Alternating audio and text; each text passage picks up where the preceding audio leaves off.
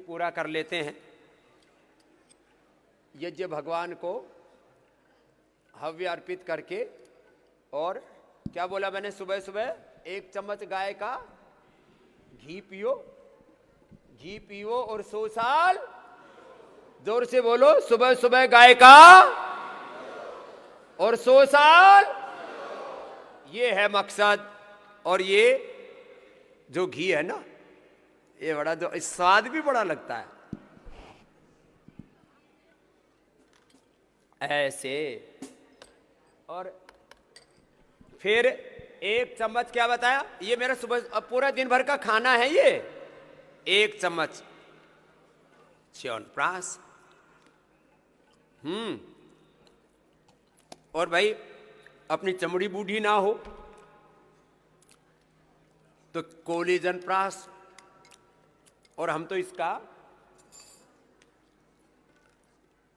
भीतर सबका संगम करा लेते हैं।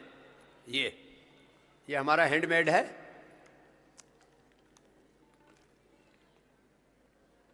खुद का ही बनाया हुआ। बच्चों को बाल प्राश खिलाओ, बाल प्राश बड़ा स्वादिष्ट है। ये अंकित जी इधर आओ,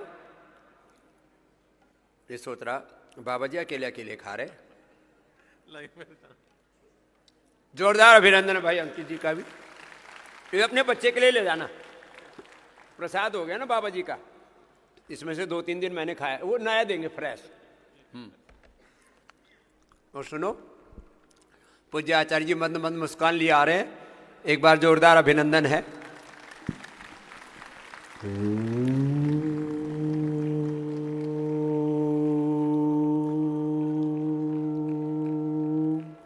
श्री गुरुभ्यो नमः। ओम। पूज्य आचार्य जी इधर आओ, इधर आओ, इधर आओ। आचार्य जी कह रहे अभी नहीं खाना, पहले तगड़ा हो। यज्ञ भगवान को खिला देते हैं आचार्य जी के नाम का। हाँ।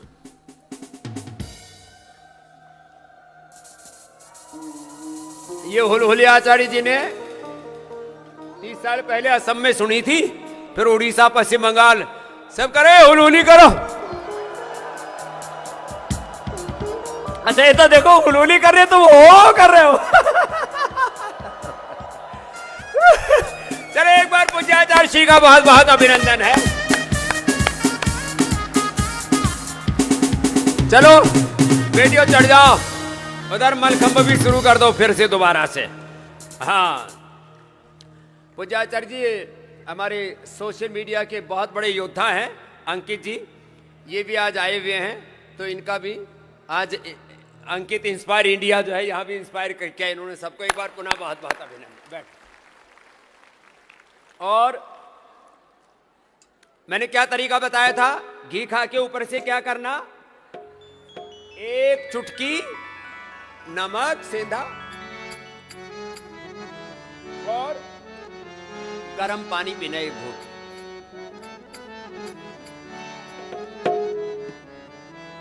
और ये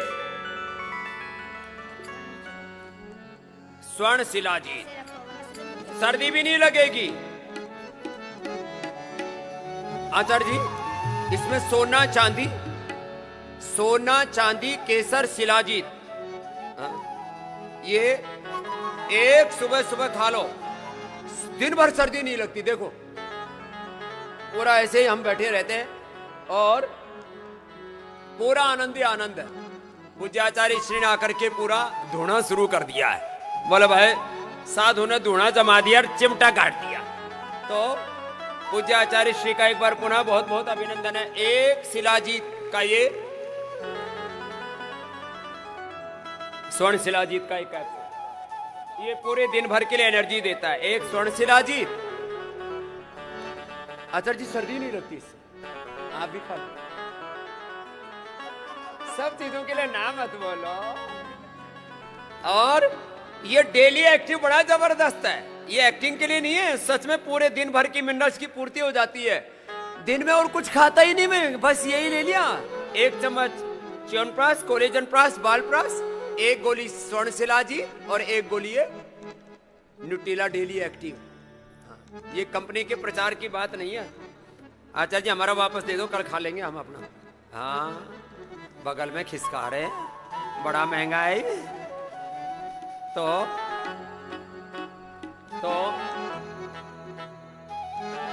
और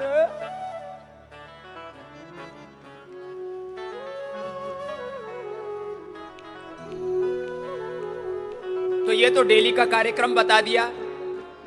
जिनके गले में खुर खुर होती रहती है ना, एक दो गोली कंठामृत और एक गोली ब्रोनकोम की। ये पूज्य आचार्य श्री का फार्मुलेशन है ब्रोनकोम। स्वासारी गोल्ड हमारा है फार्मुलेशन।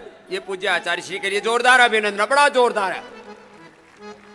स्वास्थ्य महाकाप गोल्ड, गले में खरास ऐसे। तो ये आपकी एक दिनचर्या के संदर्भ में मैंने बात कही, सूक्ष्म आहार। मैंने कहा था कल आपको ये इस संदर्भ में संबोधित करेंगे। क्या बोला, बोलो? सूक्ष्म आहार, वो बता दिया। महाराष्ट्र से केदार जी और डॉक्टर जगदीश जी, इनके लिए भी एक बार बहुत बहुत अभिनंदन है। ये तो आज लंबी चौड़ी सूची होगी। आचार्य जी लगभग 100 नए सदस्य बने। आचार्य श्री की ओर से भी उनका सबका अभिनंदन है। और अभी बच्चों का भजन बाद में लेंगे। पूज्य आचार्य श्री ने ये जो पूरा पतंजलि का पुष्प खिल रहा है, इसके लिए स्वेन क्रतुना संवदेता होकर के अखंड प्रचंड पुरुषार्थ किया। तो पूज्य आचार्य श्री के लिए बहुत बहुत अभिनंदन। और आचार्य श्री के लिए माइक दो भाई। पूज्य आचार्य श्री के आशीर्वादों के साथ, हाँ ये बच्चे आचार्य जी चढ़ो, सुबह से बहुत जोर से लगे पड़े आचार्य जी, और इतनी ठंड में भी। और एडवांस योग इधर भी चल रहा है, उधर देखो आचार्य जी, वहां छोटे छोटे बच्चे ऐसे चढ़ जाते हैं सेकंडों में। और इन बेटियों में तो इतना अप्रतिम उत्साह रहता है कि सेकंडों में एक्शन करती हैं। जोरदार अभिनंदन है सबका, नीचे भी और ऊपर रस्सी पर भी। ये अजीत, हाँ क्या गजब है साहब, ओहो।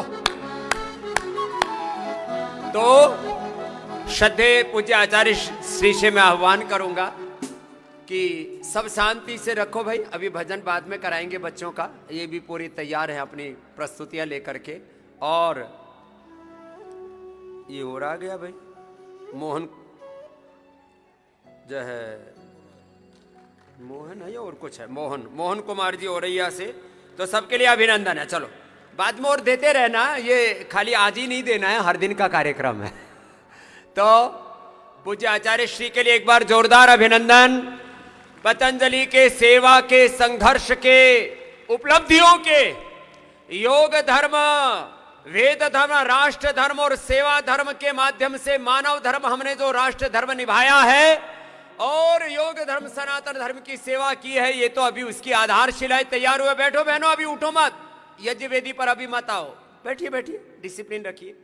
और ये प्रवाह से अभी चलेगा।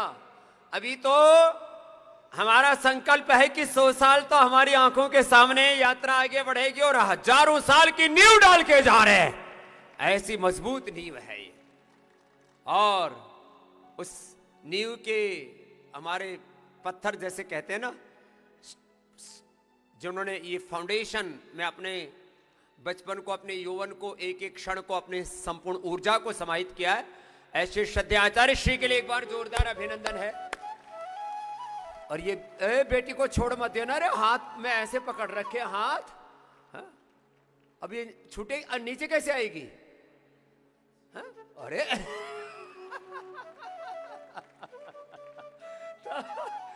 तो ऐसे बच्चे आचार्य जी आपके सामने थोड़ा सा दिखाया, बाकी तो सुबह से 5 बजे से लगे हैं। अब बच्चों बैठ जाओ, पूज्य आचार्य श्री जी अपना आशीर्वाद देंगे। नीचे आ जाओ बच्चों। अब चलो एक बार जोरदार अभिनंदन सब बच्चों के लिए। बैठो बच्चों, और थोड़ी देर श्रद्धेय आचार्य श्री का आशीर्वाद श्रवण करते हैं, फिर आज यहीं से इंडिया टीवी भी होगा। जी पूज्य आचार्य श्री।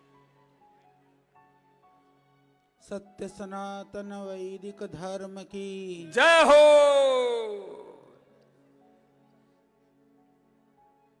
आज का यह पावन दिन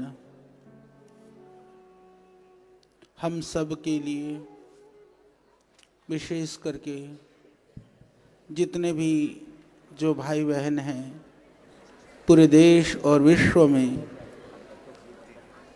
पतंजलि के माध्यम से श्रद्धेय स्वामी जी से, श्रद्धेय स्वामी जी के माध्यम से पतंजलि से जुड़े हुए हैं, उन सब के लिए यह पवित्र दिन है। इस पवित्र दिवस की आप सबको हार्दिक शुभकामनाएं।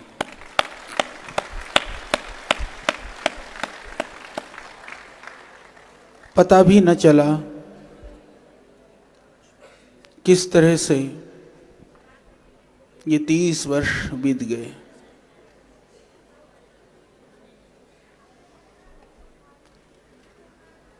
यदि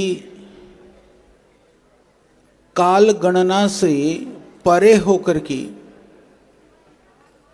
समय को याद करते हैं तो ऐसा लगता है सारी बातें कल की ही बातें हों, कुछ समय पहले की बातें हों। वो सारा अतीत वर्तमान होने लगता है, महसूस होने लगता है ये तो सब अभी कर ही तो रहे थे, अभी हो ही तो रहा था। चाहे वह हिमालय की यात्रा से लेकर के जनजातियों में जाकर के अपने आप को सुदूर क्षेत्रों में, ग्रामीण क्षेत्रों में, जनजातियों में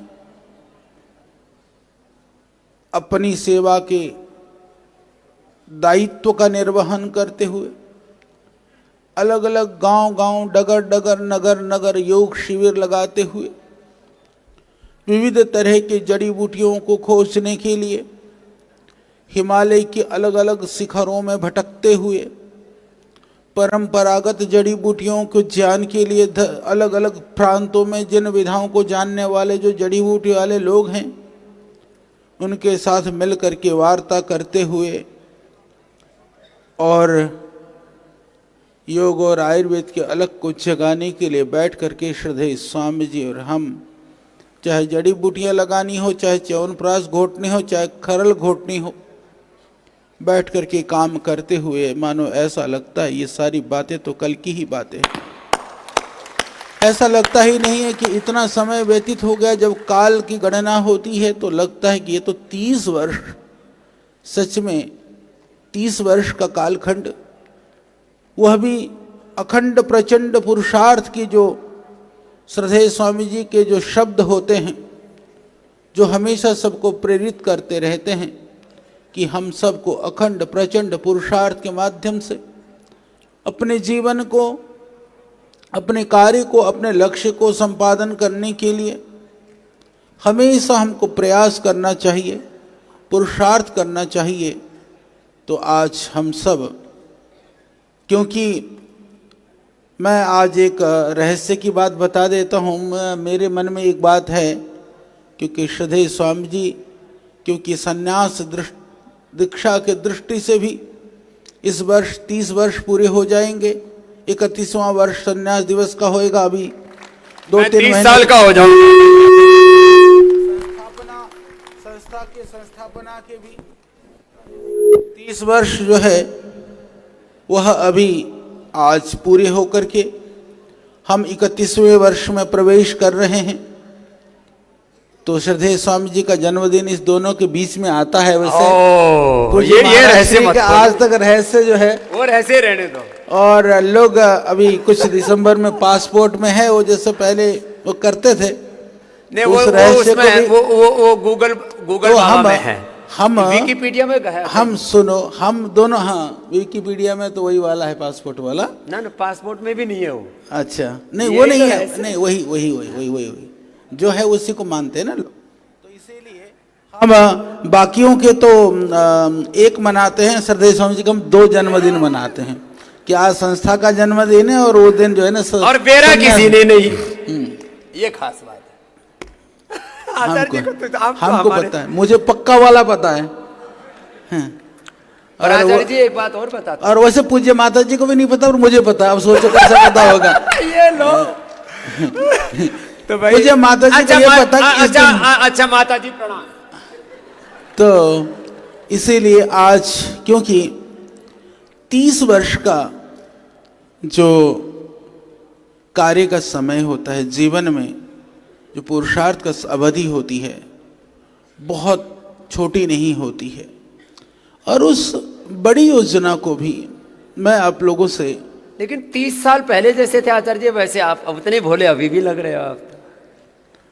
तो एक बार जोरदार अभिनंदन आचार्य जी के भोलेपन के लिए। अभी मैं कुछ कहूंगा नहीं, मन तो कर रहा है कि मैं कुछ उत्तर दे दूं, पर जो मैं बताना चाहता आचार्य हूं, जी एक बात और बताता हूँ। सुबह सुबह ना अभी एक नया कार्यक्रम शुरू किया, देखो ये अभी लाइव इस समय सुबह के समय 4, 5, 10 हजार लाइव जुड़ना और कुल उसकी संख्या 3 लाख से ज्यादा हो गया। आपके आने से पहले 2 लाख थी, अब आपके आते ही 3 लाख हो गई है। एक बार जोरदार बनाने, ये भी जोरदार कार्यक्रम है आचार्य जी।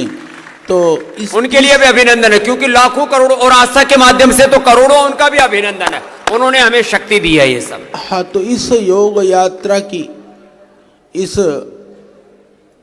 अभियान की बहुत सारी स्मृतियां हैं, बहुत सारे अतीत की कहानियां हैं, बहुत सारी बातें हैं।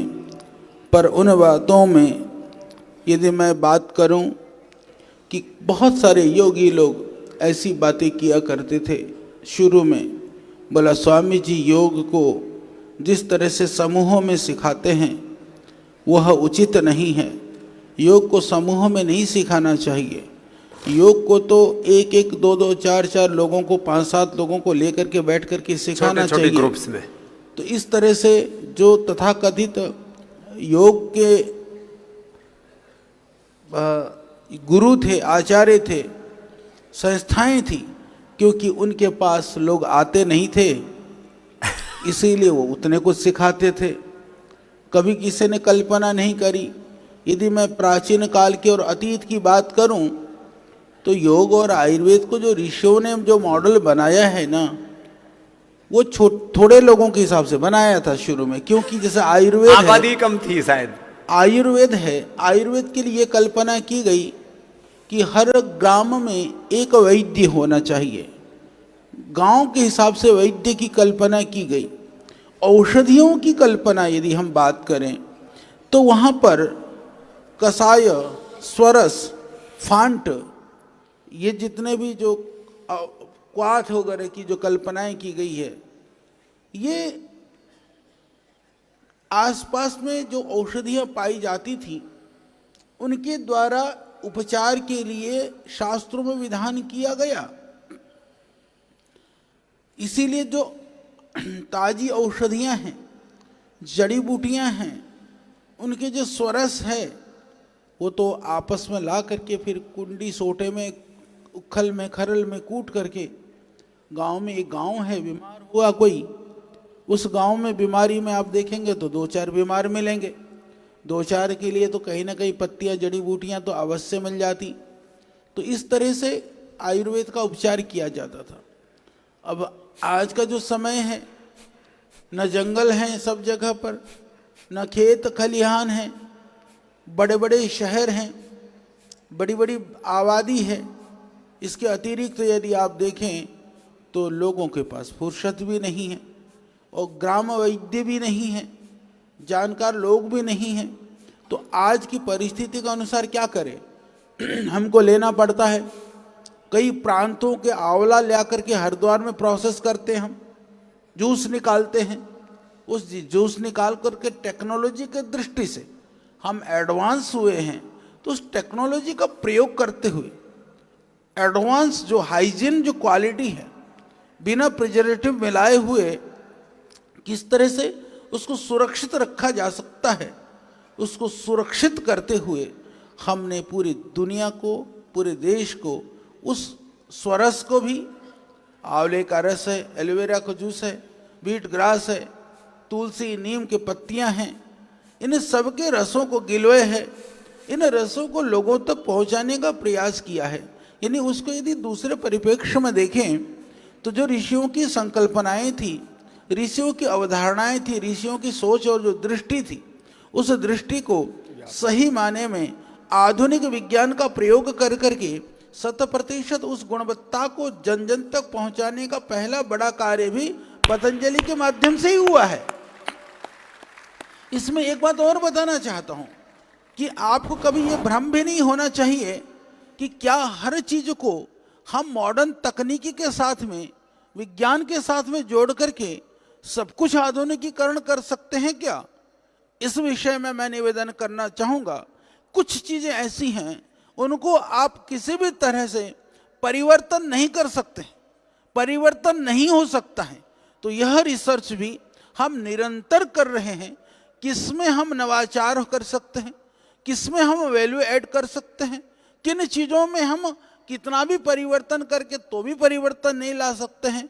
जैसे मैं आपको निवेदन कर दूं, हमने भस्म बनाने के लिए, क्योंकि भस्मों के लिए एक विधा है आयुर्वेद के अंदर, पहले से एक वर्णन है कि इतना गहरा गड्ढा होना चाहिए, उसमें उपले होनी चाहिए, इतने उपले नीचे रखना चाहिए, इतने ऊपर होनी चाहिए।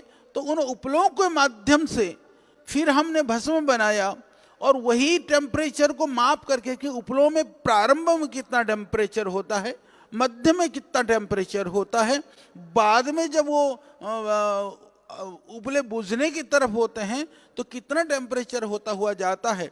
इस तरह से टेम्परेचर को कंट्रोल कर करके भी हमने अलग अलग तरह की जो भट्टियां होती हैं, जिसको फर्नेस बोलते हैं, उस फर्नेस के अंदर उन भस्मों को बनाने का प्रयास किया, परंतु हम असफल रहे। क्यों? क्योंकि जो उपलों में जो भस्मों की क्वालिटी होती है, जो गुणवत्ता होती है, उसको आप इस तरह से समझ सकते हैं जैसे कि हम गांव में उपलों में या लकड़ी में बना करके भोजन करते हैं, लकड़ी का पका हुआ अन्न, और हम गैस में पका करके खाते हैं उस अन्न को। तो पकाने में तो दोनों जगह अग्नि का प्रयोग है, और अग्नि में टेम्परेचर का कंट्रोल भी उसी तरह से है कि वो पके नहीं, जले नहीं, पक जाए। परंतु गुण और स्वाद में जिस तरह से भिन्नता होती है, ऐसे ही औषधियों में भी भिन्नता होती है। इसीलिए हमको उन भस्मों को, आज भस्म बनाने के लिए हमारे पास सैकड़ों भाई सेवा दे रहे हैं, और कई गांवों से, हरिद्वार के सैकड़ों गांवों से जो गोसे उपले हैं उसका प्रयोग पतंजलि कर रहा है, जिसके माध्यम से पूरा का पूरा जो है आज जो गांव है रोजगार पा रहा है, तो इस समृद्धि आ रही है। तो इस तरह से ये आयुर्वेद की बात हुई। तो मैं बात करूं इसकी योग की, तो योग की बात में भी इसी तरह से पहले लोग आते ही नहीं थे योग में, थोड़े से लोग आते थे गाँव में, छोटे छोटे गाँव, छोटे छोटे कस्बे या शहरों में भी अभी रुचि रखने वाले लोग छोटे होते थे, थोड़े होते थे। तो कभी ये कल्पना नहीं की गई कि उन योग के प्रति भी इतने लोग आ जाएंगे या इतने लोग जुड़ जाएंगे। तो श्रद्धेय स्वामी जी ने न केवल लोगों को जोड़ा, अपितु ऋषि महर्षियों के द्वारा जो प्राप्त योग है उसको जन जन तक पहुंचाने के लिए उसी प्रामाणिकता के साथ में, उसी दक्षता और योग्यता के साथ में पूरे विश्व में डंका बजा दिया। इसमें इनकी भी बहुत बड़ी भूमिका है आचार्य। यह हमारा सौभाग्य है। उस भूमिका के अंदर आज इस स्थापना के दिवस पर हमारा सौभाग्य है, आप सभी हमारे सम्मानित श्रद्धेय भाई बहन, पूज्य हैं इधर हमारे सन्यासी वृंद, पूज्य साध्वी बहनें, और यह अखिल कायानाथ और ब्रह्मांड श्रद्धेय स्वामी जी को इस मिशन को आगे बढ़ाने के लिए प्रत्यक्ष और परोक्ष रूप में मदद कर रहे हैं। यहाँ की दैवीय शक्तियाँ मदद कर रही हैं, यहाँ के लोग मदद कर रहे हैं, देश दुनिया के महापुरुष मदद कर रहे हैं। तो सबको आज मैं अभिनंदन करता हूँ, वंदन करता हूँ, और मैं यह भी निवेदन करना चाहता हूँ कि इसके लिए हमारे आस्था चैनल, संस्कार चैनल, जितने भी मीडिया, और उसके बाद में जब पहले चैनलों का जमाना था तब उन चैनलों ने भी मदद किया। इसमें सबसे बड़ी मदद आचार्य जी की भी रही। जी टीवी हो, स्टार टीवी में भी रहा, सहारा टीवी में भी रहा, श्रद्धेय स्वामी जी ने इंडिया टीवी में भी रहा, तो इंडिया टीवी में भी रहा, अब भी है। तो बहुत सारे टीवी चैनलों के माध्यम से किया, और अब सोशल मीडिया और डिजिटल मीडिया का टीम जो जमाना आ गया, तो श्रद्धेय स्वामी जी, क्योंकि समय को अब क्योंकि एक अगला कार्यक्रम होना है महाराज श्री का, ये देखो एकदम सुंदर लेख हमारे पास आ गया है कि जैसे पर्ची आपने देखा होगा ना कि मंच में कोई बोल रहा है तो पर्ची दे दी जाती है, तो पर्ची आ गई है। तो मैं इतना ही बताना चाहता हूँ, संदेश से आते हैं जी, आपको बढ़ाते हैं। तो मैं इतना ही निवेदन करना चाहूँगा कि शास्त्रों में कथन है कि जो समय है ना, समय पीछे से गंजा है, पकड़ना चाहते हो तो आगे से पकड़ लो, तो वह पकड़े में आ जाएगा। उसका उदाहरण पतंजलि है। तो समय को पकड़ा है श्रद्धेय स्वामी जी ने, काल के अनुसार निर्णय लिए हैं। कभी कभी मैं इतना ही मैं कह करके अपनी बात को समाप्त करता हूँ अभी के लिए, फिर हम मिलेंगे, दिन में कई बार बात करेंगे कि यदि कोई व्यक्ति किसी को 30 वर्ष पहले संपूर्ण धन दौलत और पूरी फौज संगठनात्मक रूप से काम करने के लिए, और नेता अभिनेता राजनेता सबको श्रद्धेय स्वामी जी के आदेश अनुसार नियुक्त भी कर देता, तप और संघर्ष में जूझते हुए अग्नि में तपते हुए जो जितना बड़ा काम हुआ, उतना बड़ा काम कभी ना हो सकता। तो इसलिए यह जो कार्य है, यह परमात्मा के द्वारा प्रेरित है, ये प्रभु की कृपा से संचालित है। इसलिए आप हमेशा अपने आप को परमात्मा का प्रतिनिधि, ऋषियों का प्रतिनिधि और श्रद्धेय स्वामी जी का प्रतिनिधि मान करके यूं ही पूरी ऊर्जा के साथ में, शक्ति के साथ में आगे बढ़ना। परमात्मा आपकी रक्षा भी करेंगे, आपके योगक्षम का वो ध्यान रखेंगे। बस हम यूं ही अखंड प्रचंड पुरुषार्थ के साथ में निरंतरता से आगे बढ़ते रहें, तो भगवान तो सबका मंगल विधान कर रहे हैं, करेंगे ही। तो पुनः आज के दिन पर आप सबको बहुत शुभकामनाएं, और श्रद्धेय स्वामी जी के चरणों में सादर वंदन, नमन, प्रणाम। ओम। बोलिए सत्य सनातन वैदिक धर्म की, भारत माता की। अभी बैठे रहो, हवन में अभी देर है, अभी एक इंडिया टीवी का कार्यक्रम अभी शेष है। और जैसे श्रद्धेय आचार्य श्री कहा, अभी सोशल मीडिया पर भी हमारी एक्टिविटी पहले से सुबह सुबह ही 10 गुना ज्यादा बढ़ जाती है, शाम को होते होते 100 गुना। पिछले महीने आचार्य जी हम 50 करोड़ तक पहुंचे थे, इस महीने आपके आशीर्वाद से 100 करोड़ लोगों तक पहुंच जाएंगे। तो हमारे सोशल मीडिया के योगी योद्धाओं के लिए भी जोरदार अभिनंदन है। पहले लोग बोलते ही थे भारत में करीब 80 करोड़ यूजर हैं, उन 80 करोड़ को अब एक यूजर कई बार भी कंज्यूम करता है, तो अच्छी चीज है ना। तो भाई कम से कम सोशल मीडिया के यूजर्स को 100 करोड़ तक व्यूज जा रहे हैं, तो हमने 50 करोड़ तक को तो रीच कर लिया, इसके लिए जोरदार अभिनंदन है। ये बड़ा काम है। आस्था और संस्कार चैनलों ने बहुत बड़ी भूमिका निभाई। तो हमारे भाई प्रमोद जी से लेकर के मनोज जी से लेकर के सैकड़ों लोगों की एक बहुत बड़ी टीम है, उन सारे कर्मयोगी योद्धाओं के लिए भी बहुत बहुत अभिनंदन है, जो हमारे सामने से लेकर के और एडिटिंग से लेकर के पूरे एक एक तंत्र को चलाने के लिए बहुत बड़ी भूमिका होती है।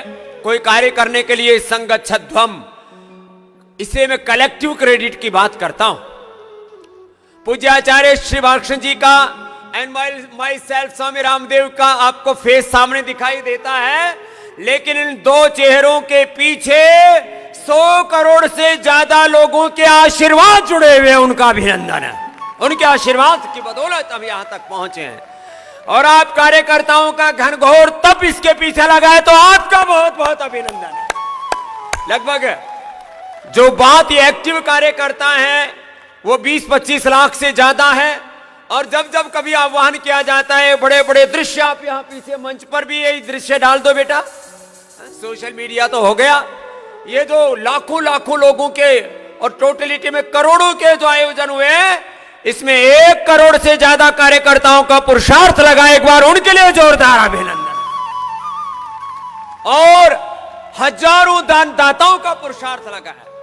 बड़े दानदाता पहले 20-25 हजार थे, धीरे धीरे बढ़ करके ये संख्या 1 लाख से ज्यादा हो गई। वैसे करोड़ों हैं जिन्होंने 500,000 रुपए मेरे शिविरों में डोनेशन वो पास लेकर के, और ये पतंजलि योगपीठ बनाना ये किसी कॉरपोरेट ने नहीं बनाया। जैसे मैंने कल परसों भी बोला था, हम किसी पॉलिटिकल पार्टी की दया रहमत से, उनकी करुणा से जिंदा नहीं है। ऐसे ही किसी कॉरपोरेट हाउस ने पतंजलि योगपीठ को नहीं बनाया, 100 करोड़ से ज्यादा भारतीयों के आशीर्वादों से पतंजलि योगपीठ बना है। तो एक बार उन दानदाताओं के लिए, किसी ने 100, किसी ने 500, किसी ने फिर 11,000, 21,000, 1 लाख, 5 लाख, 11 लाख, ऐसे ऐसे दे करके, और हाँ देश के साथ विदेशों में भी, पूरे यूरोप से लेके यूएसए, कनाडा, ऑस्ट्रेलिया से लेकर के, अफ्रीका से लेकर के, मिडिल ईस्ट से लेकर के, पूरे देश ने उसमें अपना योगदान दिया। उसके लिए सबको जोरदार अभिनंदन है। और ऐसे ही भारत नहीं, पूरी दुनिया के इतिहास में किसी आचार्य ने, किसी सन्यासी ने एक कंपनी लिस्टेड करवाई। मैंने उस समय बोला था, मेरे को उससे सीबी की तरफ से नोटिस भी आ गया था, इसलिए आजकल तो बहुत सावधानी से बोलता हूं। हाँ, कि भाई तुम भी कुछ पैसा लगा लो। जिन्होंने लगाए थे 650, ये तो हो चुका, इसलिए मुझे पता है कितना बोलना है। जिन्होंने 650 में लगाए थे, आज वो 1800 पर बैठे, तीन गुना लगभग कमाई की। एक बार जोरदार अभिनंदन है। ये देखो, ये दृश्य है वो। हाँ, ये वो दृश्य। पूज्य आचार्य श्री वहां घंटी सी बजाते, सिंबॉलिक, ये भी घंटी बजाए, और ये शंखनाद है अर्थ से परमार्थ का। प्रॉस्पेरिटी फॉर चैरिटी, स्वार्थ के लिए नहीं, परमार्थ के लिए सारा कार्य हुआ है। और लिस्टेड कंपनी, लोग बोलते थे हमको शेयर, सच बात यह है कि हमको शेयर मार्केट का कक्खा नहीं आता था, ABCD नहीं आती थी। अब ए से लेकर के जेड तक। अब तो कहते हैं भाई लिस्टेड कंपनी वो कैसे चलानी है, ये भी पतंजलि से सीखो। Patanjali is the inspiration. हाँ, ये मोटिवेशन है लोगों के लिए, प्रेरणा है, प्रतिमान है, स्वाभिमान है। क्योंकि पतंजलि किसी व्यक्ति की संपत्ति नहीं, पतंजलि राष्ट्रीय संपदा है, राष्ट्रीय संपदा। ऐसे इस लिस्टेड कंपनी से लेकर के और आगे का जो अनुष्ठान है, हो तो बहुत बड़ा होने वाला, उसके बारे में आगे बात करेंगे। अब हरिद्वार से लेकर के और NCR से लेकर के हर जिले में और फिर हर प्रांत में, और अब तो बच्चों को हमने अभी 10 भाषाओं की व्यवस्था कर दी है, 12 भाषाएं सिखा रहे हैं टोटल बच्चों को। पूरी दुनिया में अब भारत का झंडा गड़ेगा। ये काम होगा तो एक बार फिर से हाथ उठा करके बोलेंगे, अनुष्ठान तो ऐसे आगे बढ़ता रहेगा। बोले भारत माता की। ये दृश्य दिखा रहे हैं जब पतंजलि योगपीठ का उद्घाटन हुआ था, उसके भी वर्तमान और भूतपूर्व कुल मिला के लगभग 25 तो मुख्यमंत्री थे वहां। और आदरणीय सुदर्शन जी हमारे सरसंघ चालक थे, सरसंघ चालक सुदर्शन जी से लेकर के मोहन भागवत जी तक सारे, और हमारे कम से कम 5 प्रधानमंत्री, 5 राष्ट्रपति और कम से कम 50 से ज्यादा मुख्यमंत्री। कुछ कोई नहीं, कौन ऐसा जो नहीं जुड़ा। एक बार सबके लिए अभिनंदन है। बोले सत्य सनातन वैदिक धर्म की, मर्यादा पुरुषोत्तम सियावर रामचंद्र की, योगेश्वर श्री कृष्ण चंद्र की, पवन सुत हनुमान की, भारत के ऋषि ऋषिकाओं की, वीर वीरांगनाओं की। ओम नमः पार्वती पतये, हर हर महादेव शंभो।